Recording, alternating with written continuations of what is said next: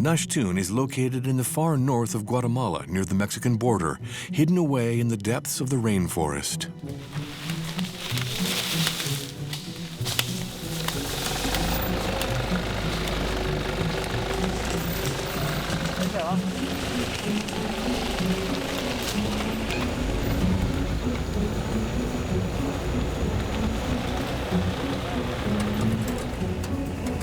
It is so hard to reach that since its discovery in 1922, no serious expeditions have attempted to excavate it. And this Maya city has been totally forgotten. That is, until two French archaeologists, Philippe Nondeodeo and Dominique Michelet, began reading the reports by the man who discovered it. Naachtun is a Mayan word, but it was invented by the first visitors at the site, Sylvanus Morley, who was a leading specialist and who spent a large part of his life looking for ancient remains.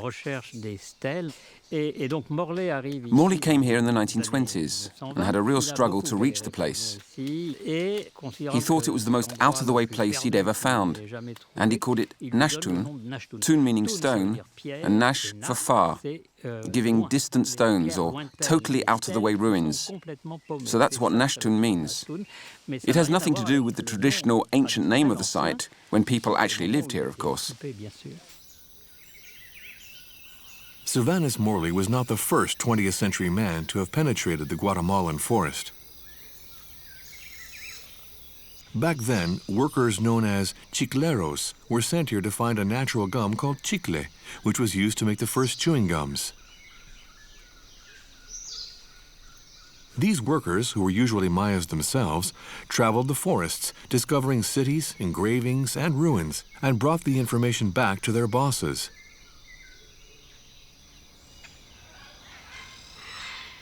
The North American companies that employed them informed the architects of the day. And that's how Sylvanus Morley ended up at Naachtun for the first time.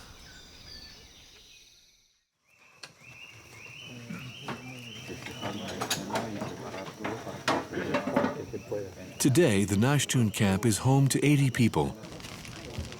There is a team handling logistics, archaeologists, and workers, all of whom have spent every winter here for the past 5 years. On the first morning of the dig, the archaeologists' heads are spinning. Will they ever be able to understand this city, to link its fate to that of its prestigious neighbors, or imagine the lives of its inhabitants?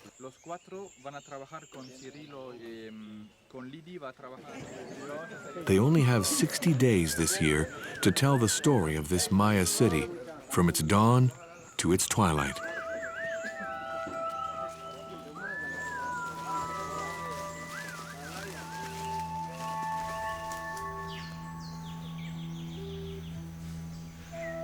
In this forest, every mound is a buried building. Every change in relief hides the possibility of an unexpected discovery.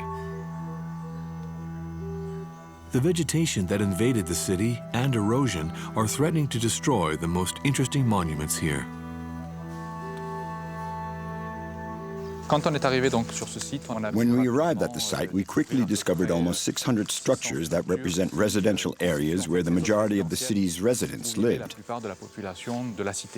So with all the temples, pyramids, main squares, and palaces that tell us the history as we understand it at the present time, because every year we are discovering additional monuments, we have currently recorded around 70 tablets and altars in the city. The first difficulty is obviously the forest. For a very long time, we couldn't get an overall view of what we were dealing with. So where the architecture is still standing, there are a certain number of buildings in Naachtun that still have their facades at this moment, and there's no problem. But when it all collapsed, it becomes a pile, and that becomes a hill when you're talking about the big ones, so it's quite easy to confuse a natural hill with the remains of an ancient temple. There are hundreds of buildings, and recording these hundreds of buildings in reality represents years of work.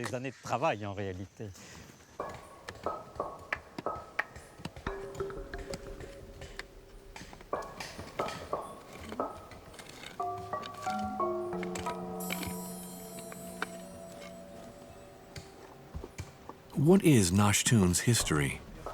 How did this city develop, and what role did it play in the Maya lowlands? There is an impressive list of mysteries here for architects to solve. And for now, at the beginning of the dig, these vestiges are not revealing their secrets. For the researchers, the story begins with the edifices that were constructed when the city was first established, like these three temples that face each other and which we call a triadic group. They form the center of all Maya cities, although we don't really know what their function was. One of the first theories was that perhaps these temples represented the three stones upon which food was cooked. And this gives the idea of some kind of cosmogony that would put a primordial hearth at the center, the first hearth that existed at the moment of creation, where something had to be cooked on those three stones, and the three temples represent these three stones. That was an initial theory, although since then, some have suggested that perhaps these temples were related to a cult of maize, combined with the elements essential to it. First, the rain, and then the sun. That could be a possibility. And we also know that there was a political dimension to their system. So it was probably the place where political events took place, and perhaps even the inauguration of chiefs. What did the triadic group look like? What are your coordinates? 30123. For the past 5 years, the archaeology work has been accompanied by a similar amount of surveying. Using topographic data, first a map of the city was drawn up. Then, the buildings were compared to those in neighboring cities. 3D modeling then allows us to see what the city might have looked like at different stages in its existence. At the point where we're at now, we'll settle with what we can see in terms of surface area.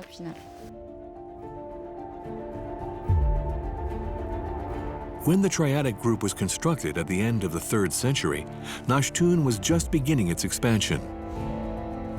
The first palaces were created and the first pyramid constructed. But how did this city emerge so quickly?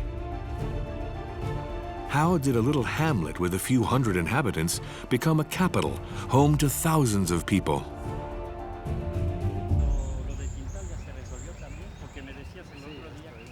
For Dominique Michelet, the answer to these questions may come from a neighboring Maya city, El Mirador.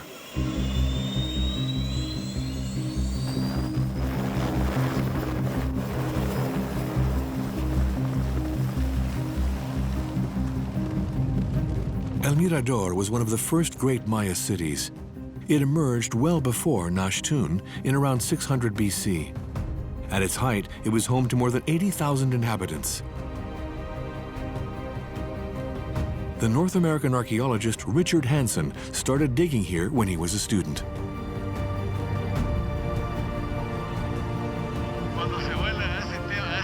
When you're flying at this height, you can clearly see the sites because the pyramids really stand out. And of course, the biggest is this one.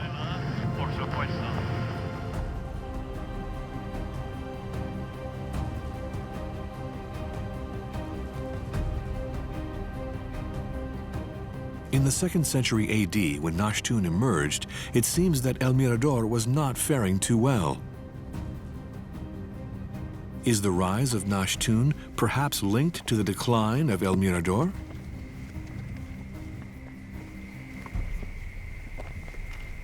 From here, we can see the capital of the world in its day, when it was at its height. And down there in the shadows, we can see the Great Pyramid of La Muerta.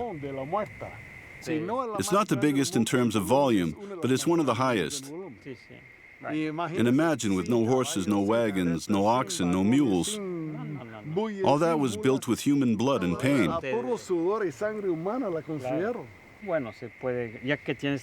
Good. For this construction, we can calculate the volume by taking Abraham's estimates. Yes, we calculated it as 15 million days' work. 15 million days.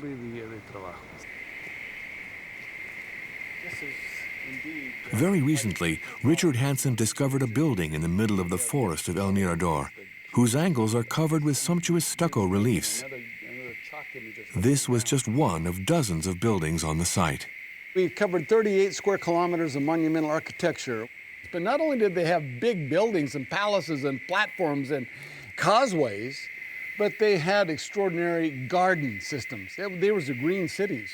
Every available square meter of the city was productive, and they were raising squash, beans, corn, and cotton. So they were raising all these products here, and that gave them, again, the economic power to build this amazing city. And not only that, but the causeways that they formed allowed them to link all these other cities together too, which created then what we consider to be the first state-level society in the Western Hemisphere. At its height, El Mirador was more important than any of the neighboring cities. However, the discovery of a defensive system shows that the most important Maya city of the time was the source of much envy. Well, Dominique, welcome to the El Mirador Control Center.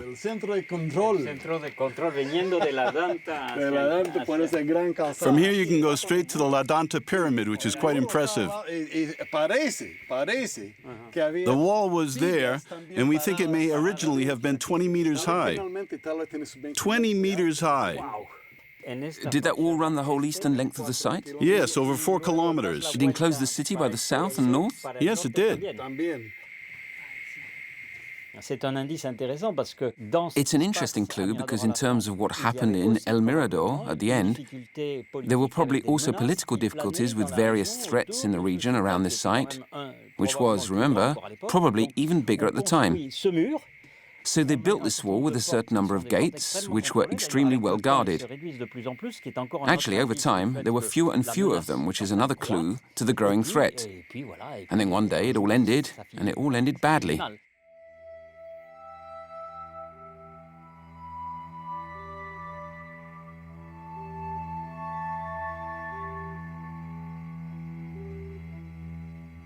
Between the years 150 and 200 AD, the city was abandoned. The inhabitants of El Mirador mysteriously disappeared. The population dispersed, but where did they go?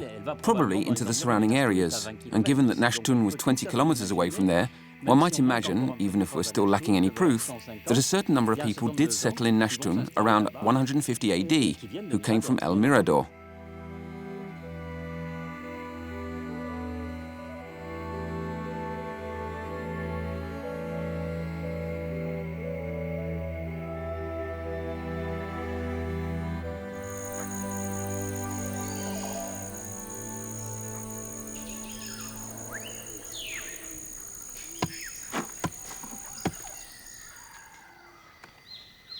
This is the 10th day of the dig. In Naachtun, the archaeologists are getting down to work under the intrigued gaze of the people who live in the forest. The first walls are appearing, the first reliefs emerging, and soon they discover a grave. For Himamute Gudiabi, this is a chance to meet one of the inhabitants of Naachtun and to understand the funeral rites of this people. The way the Maya people bury their dead is a bit of a mystery because we've found very few bodies considering the size of the sites. Here, for example, we're breaking up the floor that is made of stucco, which is a sort of plaster, and dig down in the rubble.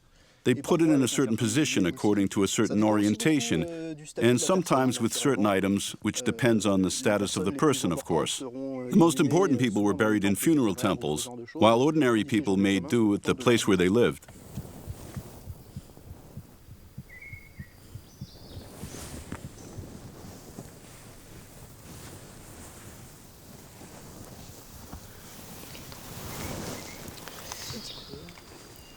I find it very, very difficult to describe what you feel when you reveal something like that. It's a whole series of things. There's distress before you get it out. There's relief when you get it out in one piece. There's satisfaction in seeing the complete form. And then there's the simple pleasure of holding it. It's both simple and complicated.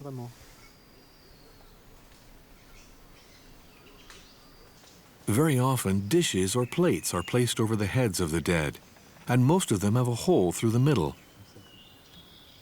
This practice has long been a source of mystery for archaeologists. This means two things. Firstly, there were ritual killings. The dish, by making a hole in it, means there's no further utility to it. And secondly, according to some, it enabled the soul of the dead person to go to heaven or to the beyond. In the Maya civilization, not everything is living, but everything is animated. Everything is symbolically, magically animated, and then when you stop using an object or a space, you have to de-animate the object. So making a hole in the dish is a way of de-animating the object and setting it up for its new destiny, which is to accompany the dead in their lives in the afterworld.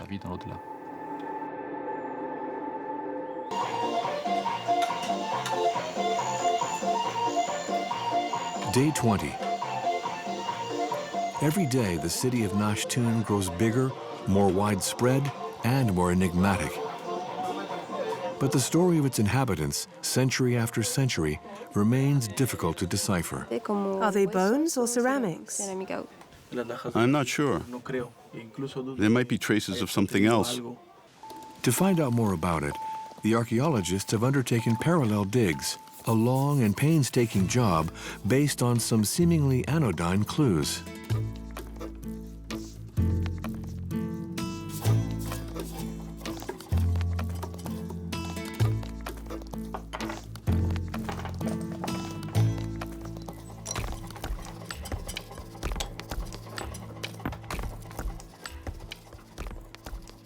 These ceramic fragments are a mine of information. By comparing them to known ceramics, their shape and decoration allow us to date the buildings in which they were found.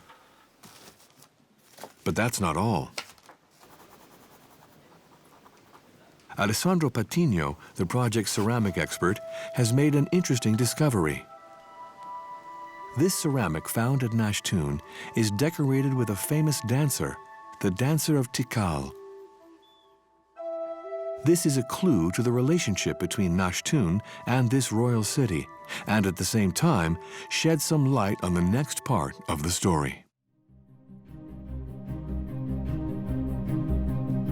Between 200 and 550 AD, the allegiances of the Maya world were shared by two superpowers. Calakmul, 40 kilometers to the north of Naachtun, which vied for supremacy with Tikal, 60 kilometers to the south. In the 4th century, Tikal was the dominant city. Often at war, the city developed quickly and gained the upper hand over neighboring towns. But perhaps it became too influential because a third player who had nothing to do with the Maya civilization was unhappy about this regional powerhouse that was emerging.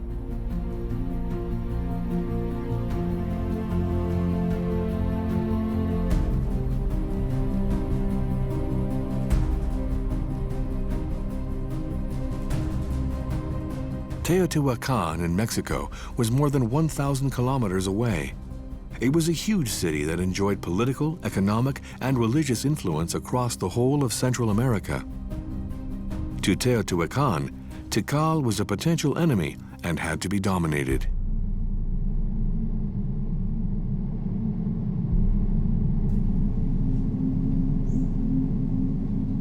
But how could Teotihuacan conquer Tikal? And did Naachtun play a role in this conquest? Until now, archaeologists have found it hard to believe that an army of warriors from Teotihuacan could have marched more than 1,000 kilometers to defeat Tikal. There was no real evidence of a conflict. However, this proof did exist. But the archaeologists in Naachtun had gone past it several times without noticing. The story was right there, on the face of the stones. All they had to do was to decode it. Last year, Philippe Nondeodeo decided to work together with a renowned epigraphist, Alfonso Lacadena.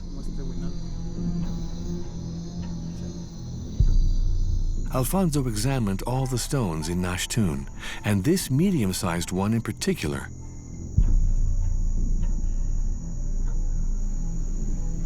It is not the most imposing stone on this site, but it is, without doubt, the most enlightening.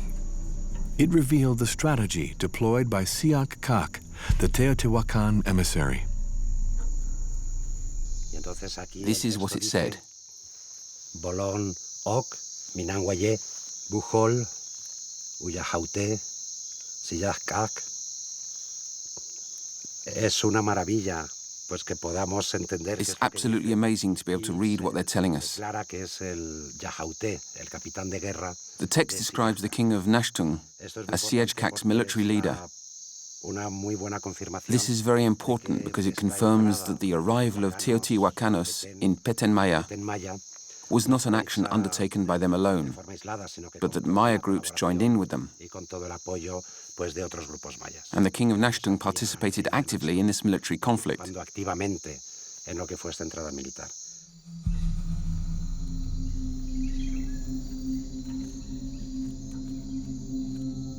Naachtun allied with Teotihuacan against Tikal. Thanks to their troop numbers and the provisioning potential that Naachtun could offer, the army under Cinq would have been able to take on Tikal. I'd be embarrassed to tell you what I did when I discovered the stone. I was extremely emotional. It's rare in a professional career to come across a monument as important as this one. It was a gift, an undreamt of piece of professional luck.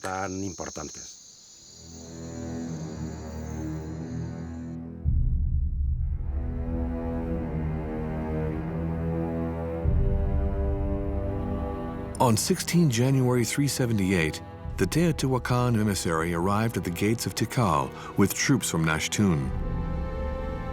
The king of the city was captured, and no doubt sacrificed, and replaced by the son of the Teotihuacan leader. Tikal then becomes the most powerful city in the Maya lowlands.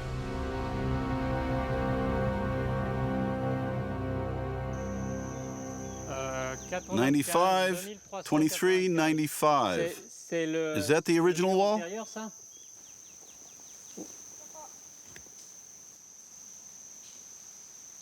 In the chaos of stones, ruined walls, and collapsed temples, the archaeologists are trying to understand how Naachtun changed after this episode.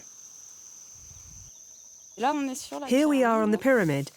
You have to imagine that there is a monumental staircase that goes from this side, and behind us there is a square, with this huge area below it with a central square and buildings all around it. As soon as you see it, you know it's a pyramid. Big foundations with a square in the middle. The first topographical studies of this construction revealed the shapes still somewhat vague of the temples constructed one after the other. For Philippe, this was the city's funeral acropolis. Constructed just like the necropolis in Tikal, it is home to the tombs of the first great kings of Naachtun.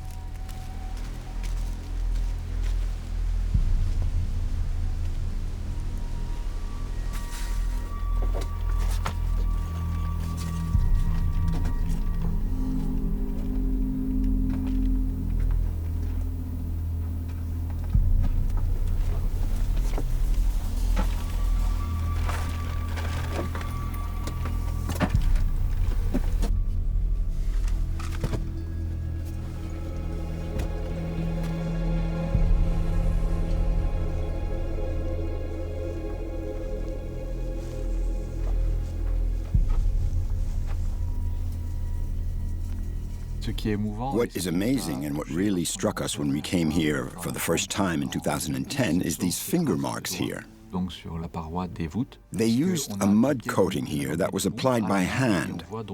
So you can see the marks their fingers left where the mud was smoothed over the stones fairly clearly here on the wall. That gives you a direct connection with the king's workers who constructed this chamber. The walls are covered with a kind of stucco that was painted red. It's hematite. So they used a fairly precious material that is quite difficult to get a hold of, which shows the status of the king and his capacity to get his hands on sought-after raw materials and prestigious goods.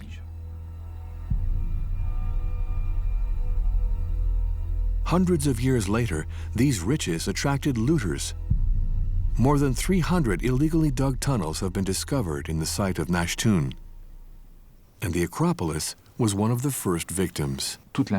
All the information taken away by looters is information we will never recover. So, for example, if there was a name painted, sculpted, or etched on a royal container, that's information we will never get back. So here, we have a lovely chamber, very well built for an important person, but one that will never be able to link to a dynasty that we might have been able to establish from the epigraphy. So yes, there is a great deal of frustration.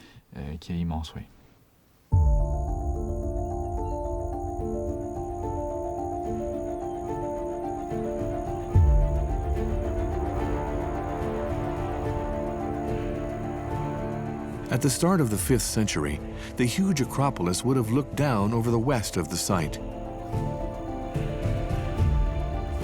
Further to the east, another square, a palace, and an imposing pyramid would have transformed this little town into a regional capital that could now rival Tikal.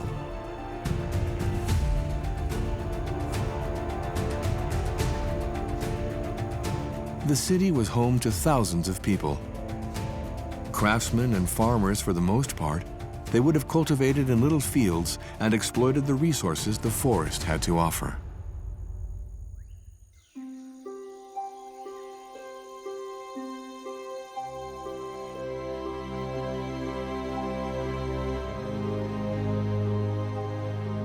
The forests of Petén are home to thousands of animal and plant species. The Mayas used the trees for construction, firewood, and fruit. They hunted animals there to feed themselves.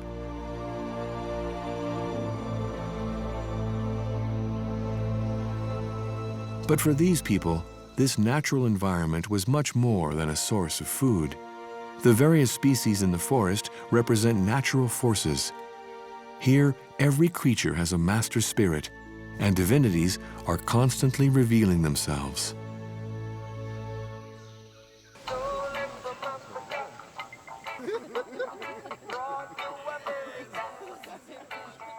Night is falling in Naachtun. The dig has been going for 40 days now. In the camp, everyone has developed their own habits. When night falls, the temperature is cooler, and little groups form to hang out together.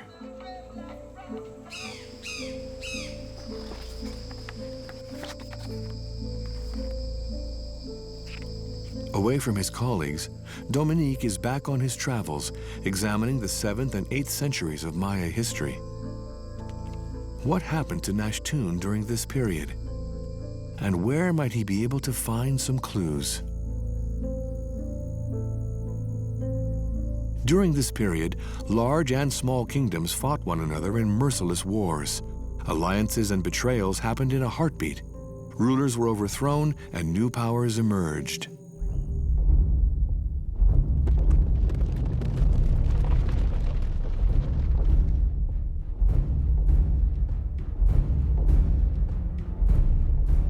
Calakmul, the seat of the Snake Kingdom, had previously kept itself to itself, but now started to extend its influence and power.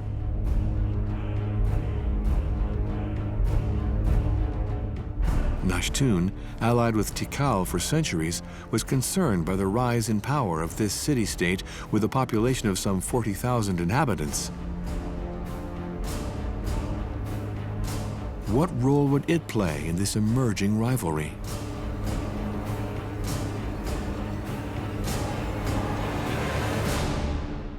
The kingdom of the snake in the history of classical Maya worlds was a major kingdom and much discussed in many sites. It was a kingdom that was imposing itself, spreading its influence in all directions. It was a conquering, expansionist kingdom, and its kings, who believed they were descendants of the snake, wanted to extend their power in all directions.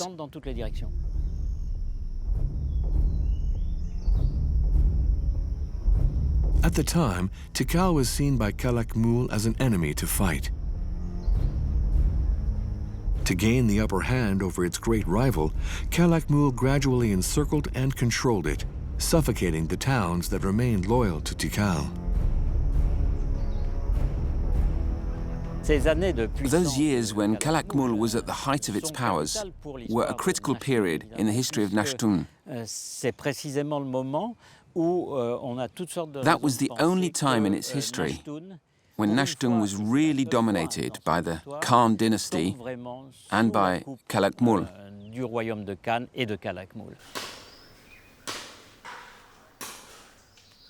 Did Naachtun abandon Tikal for Calakmul? Was it dominated by the Snake Kings? Until now, no archaeological evidence has enabled this to be clearly established. And yet proof did exist at the foot of one particular building in the form of a princess.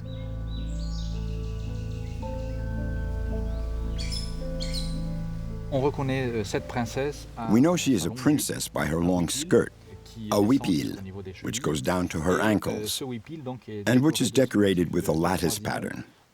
And on each cross, you might imagine that there was a shellfish there. This lattice pattern is fairly characteristic of the princesses of Calakmul.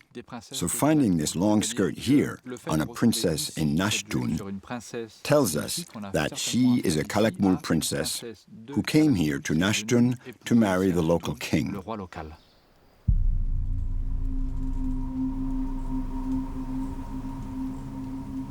But why was this princess decapitated? And why was she found underneath a staircase? For the archaeologists, this was deliberate. The stele was buried so that it could be walked over by the inhabitants of Naachtun. She commemorates the victory and emancipation of the city.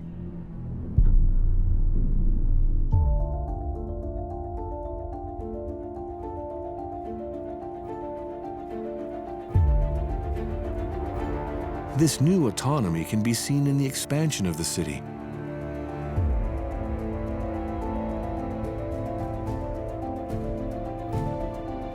Several new and closely packed residential areas emerged.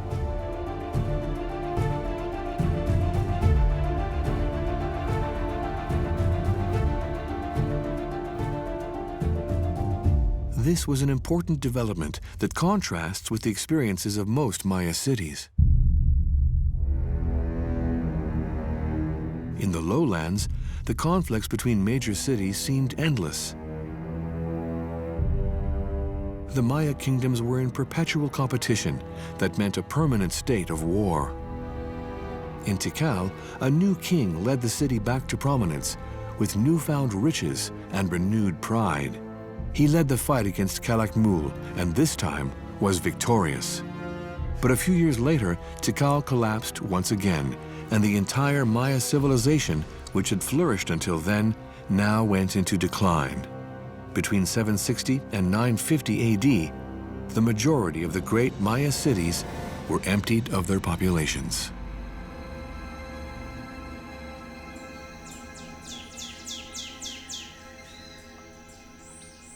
At the same time, as Naachtun was observing the downfall of its rivals, it was experiencing the peak of its powers.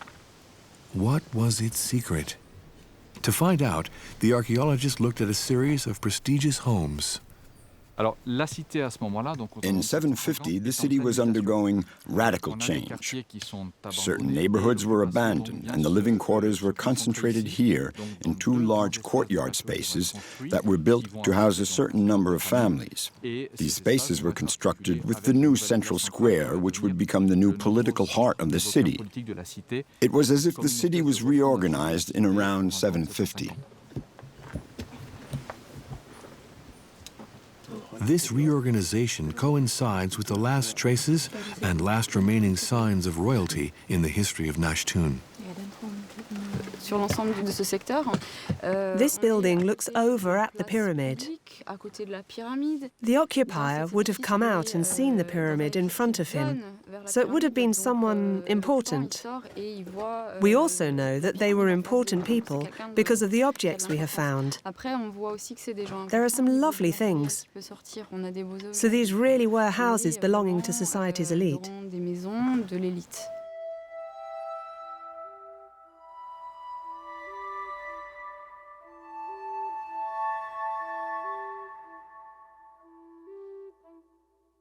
While the cities around gradually crumbled, Naachtun was going through its second golden age.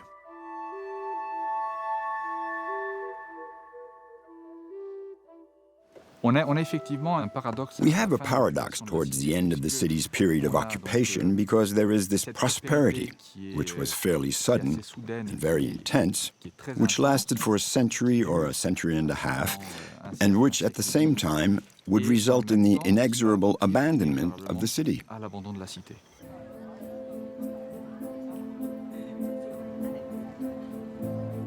Guatemala City.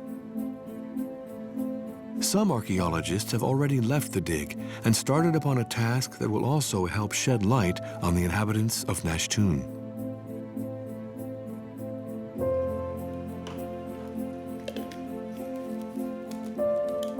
Some ceramics have been restored, revealing their original form for the first time in centuries.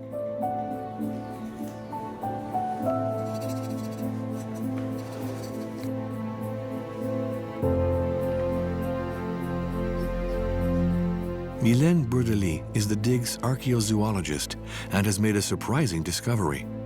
She has found an example of the emblematic animal of the Maya people among her samples.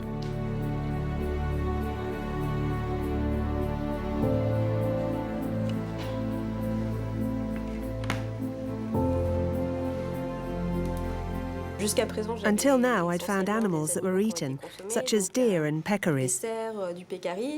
And I set this bag to one side because it was from a tomb. When I started to go through it, I found a foot bone. And I realized it was a carnivore, a young one. And after a while, I realized it was a big cat, and that all the pieces were there, which was great.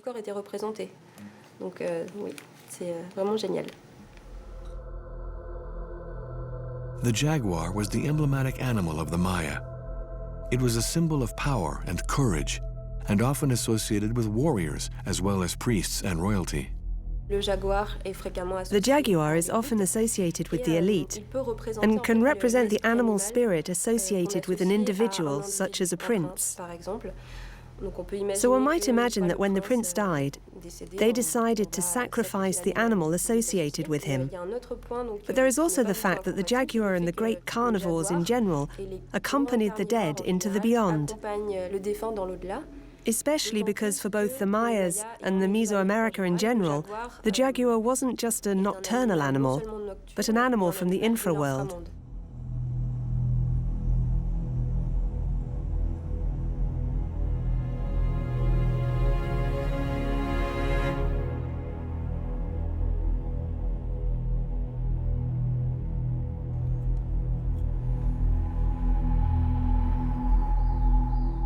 Over the course of this project, almost 30 burial sites have been excavated. Each skeleton has been removed for an almost pathological examination. The aim is to gather information about how the inhabitants of Naachtun lived. Today, the team's anthropologist, Isaac Barrientos, is getting to know a woman aged around 25. In the beginning, I wanted to discover how ancient populations lived, how they adapted to different ecosystems. What were the indicators affecting their health, for example? For instance, on their teeth, we can see the events that occurred while they were growing. Tooth enamel allows us to identify alterations When there is a developmental imbalance while we are growing up, it leaves a line. Here you can see at least 2 lines that suggest 2 major perturbations during the development of this individual.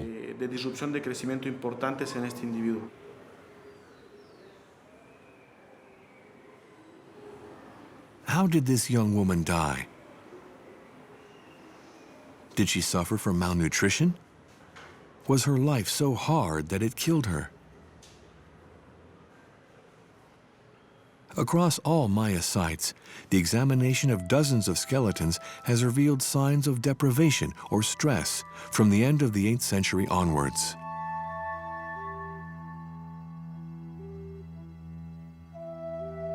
At the same time that most of these monumental cities were being emptied of their inhabitants.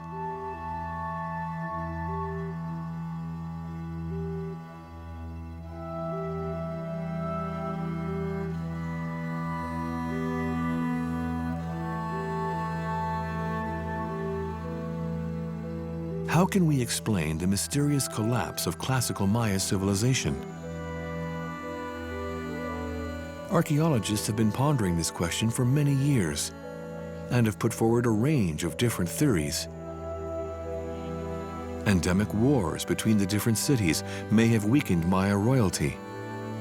Natural catastrophes like hurricanes could have frightened their inhabitants away, or epidemics could have decimated Maya populations.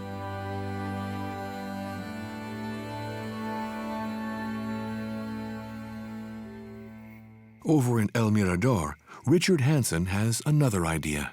To understand a collapse, you have to understand the reasons why it became a superpower. You cannot have a collapse without destroying the things that made you great in the first place. We find, for example, in the case here, there were environmental problems. We have evidence of a drought episode. But even more importantly, we find the evidence of human abuse of their environmental system. For example, just to cover the final layer of Tigre pyramid required the complete removal of 600 hectares of forest of every single living tree, just to make the last layer of lime for that building. It's not they didn't want to come back, it's they couldn't come back.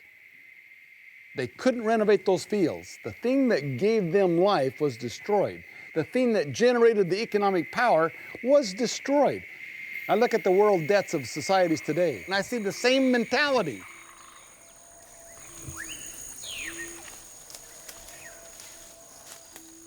For Richard Hansen, the massive overexploitation of the forest led to the disappearance of El Mirador. In Naachtun, Lydie Dussault wanted to test this hypothesis. Lydie is an archaeobotanist. She is studying relationships between Maya society and its natural environment.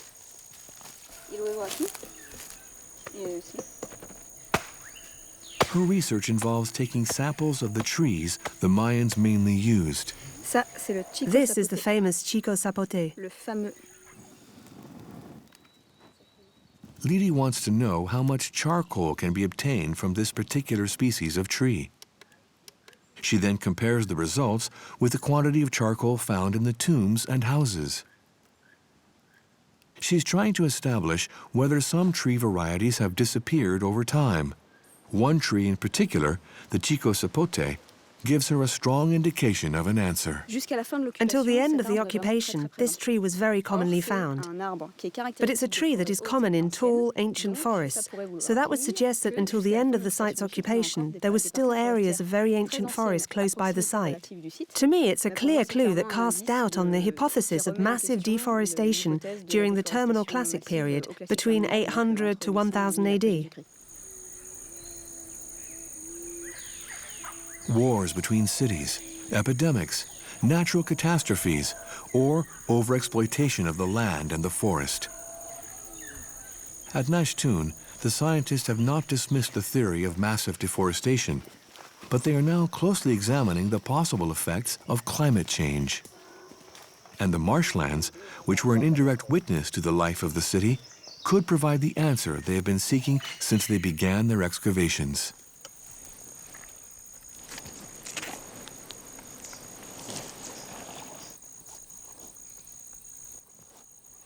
Cyril Castanet is a geographer who is interested in a very particular aspect to the ruins, far from the jade and multicolored ceramics.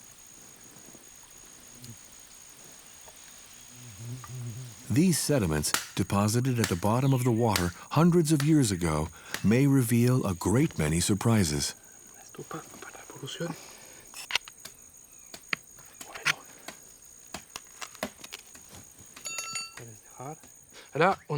Here we have two different layers, a darker layer and a lighter one. This dark layer is mainly made from clay and organic deposits, debris from branches and moss, etc. And then this light layer, which is very different to the other, is mainly made of gray clay. When you look a little closer, you see a great many remains of shells, little snails. So here we have a recording, a memory of a past environment, and a record of environmental changes that occurred in the past. For Cyril, reading this section allows him to imagine how the landscape and climate of Naachtun changed. I think that here we really have evidence of the presence of a permanent lake, a body of water that was here year-round, and of a change with a transition towards an environment that was more continental, boggy, and earthy as it is now. It shows that the disappearance of this lake and the local decline of Maya societies around Naachtun happened around the same time.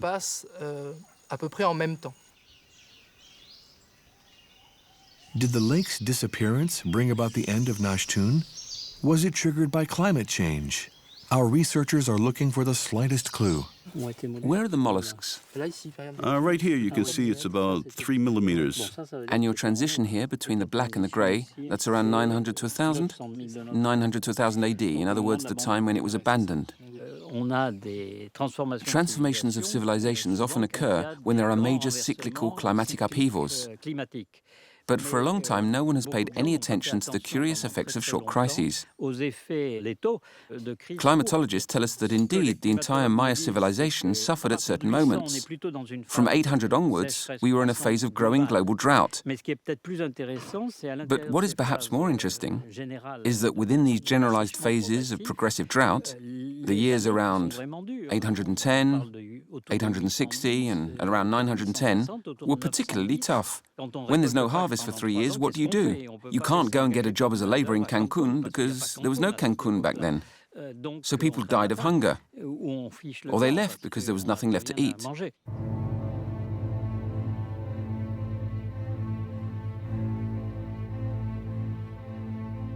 Around 1000 AD, the inhabitants of Naachtun, who had been affected by a series of terrible years, began the rituals that marked their departure from the city.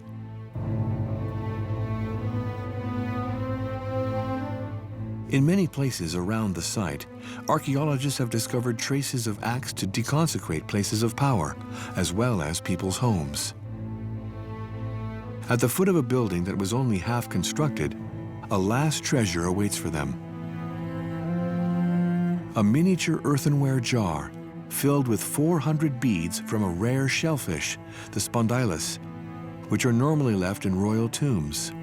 This was a fortune for the Maya, and it's incomprehensible as to why it was simply abandoned on the ground. Perhaps it was an offering for the masters of the universe, the masters of the crisis that they were going through. And at the same time, it's like a message in a bottle, tossed into the sea. It's very beautiful.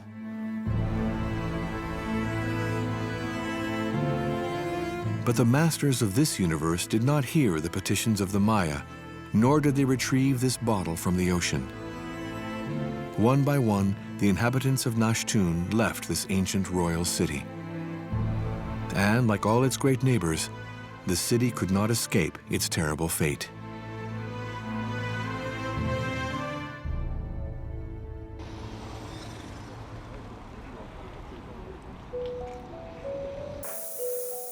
In Paris, 8 months later, the team members have returned to their labs and are starting their analysis. Thanks to the measurements taken during their last trip, the city is now taking shape. Philippe and Dominique now know the color of the temples and the location of the gardens and forest. Never has a Maya city been reconstructed in such detail.